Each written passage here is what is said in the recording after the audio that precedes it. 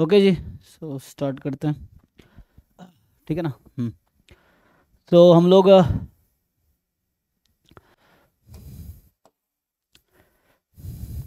अभी 2024, 23, 22 में कोई क्वेश्चन रह गया है जो आपने ट्राई किया हो, आपसे नहीं हुआ तो पहले वो डिस्कस कर लेते हैं, फिर हम 2021 पे आएंगे, ठीक है। सो कोई डाउट है? नहीं तो 21 स्टार्ट करूँगा मैं। 2023, 24, 23 और 22, है ना। ये 3 पेपर का डिस्कशन हो गया, लेकिन फिर भी कोई क्वेश्चन बचा हो जो आपने ट्राई किया हो, है ना।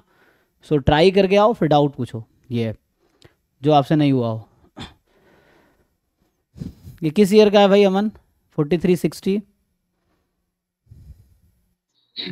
यही 2022 का।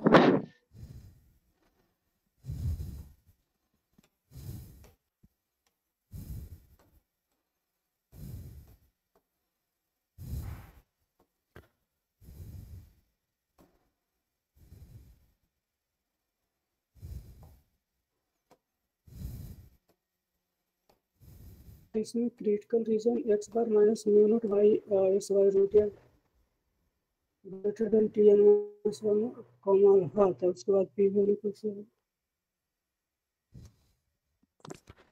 ओके, सो यहाँ पे क्या हमारे पास कि है ना, हमारे पास है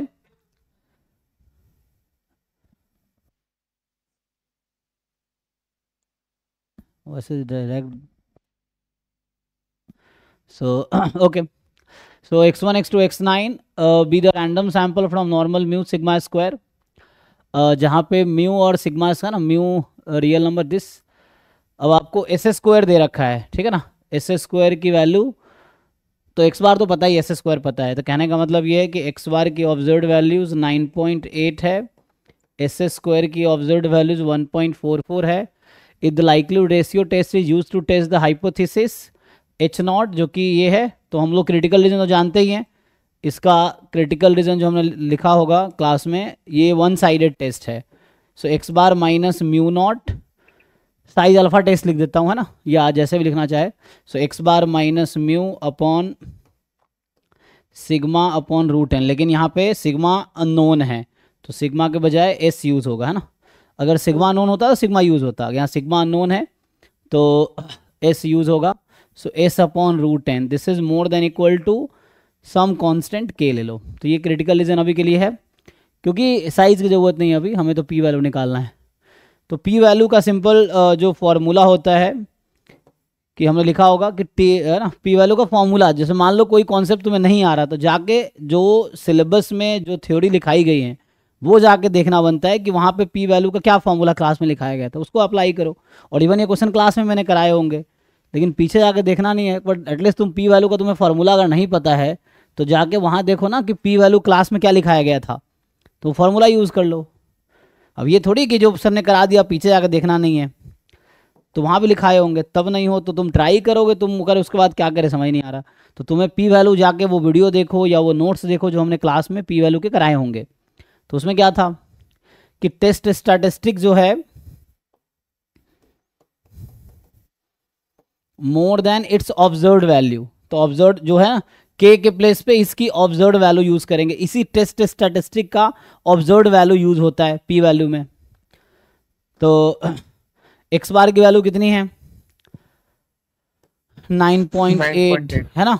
और जैसे आपका होता है under H naught when H naught is true, P value का जो फॉर्मूला है कि test statistics more than its observed value when H naught is true.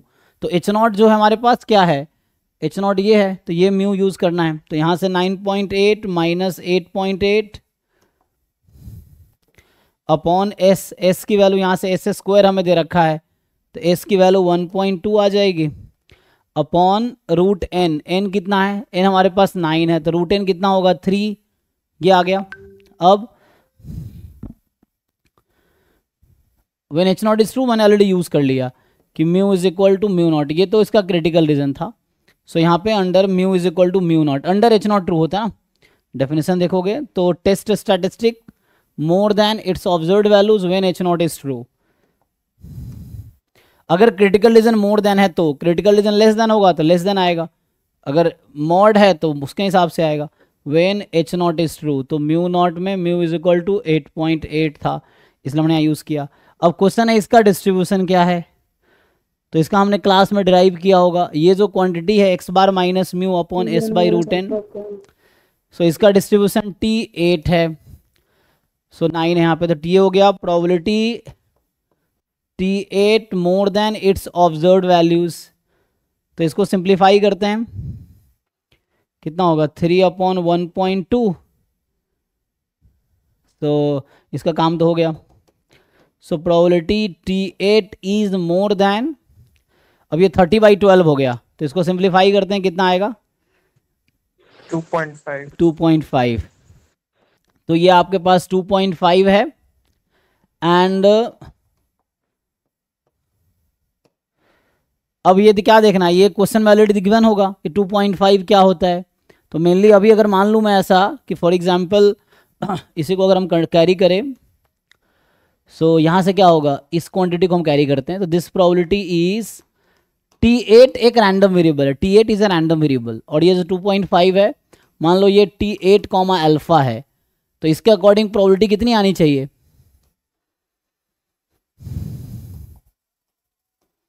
मान लो this number is T8 comma alpha, तो T8 more than T8 alpha, ये alpha होता है, ये क्लास में मैंने कई बार बताए हैं कि ये कोई नंबर है तो इसका आंसर अल्फा आएगा। अब क्वेश्चन है ये अल्फा क्या होगा, तो मैंने क्या किया है 2.5 की जगह ये नंबर यूज़ किया है, तो अल्फा कहाँ से आएगा, ये क्वेश्चन में गिवन होगा। कैसे गिवन होगा, T8 comma alpha is equal to 2.5। अब चेक करो वो अल्फा क्या है, वो क्वेश्चन में गिवन है, इसका फर्स्ट पेज पे जाओ, देखो क्या है अल्फा।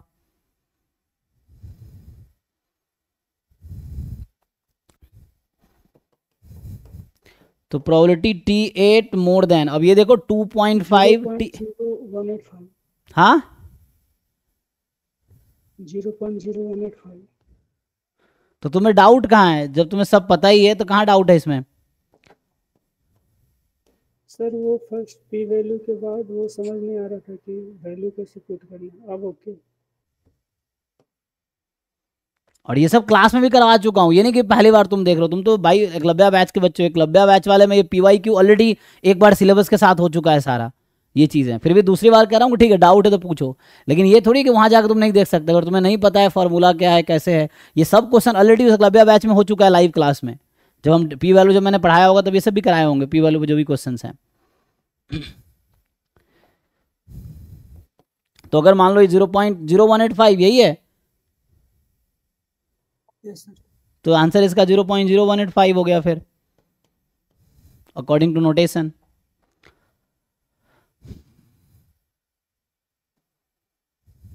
किसी को डाउट है पूछो इसमें, किसी को कंफ्यूजन कुछ है तो।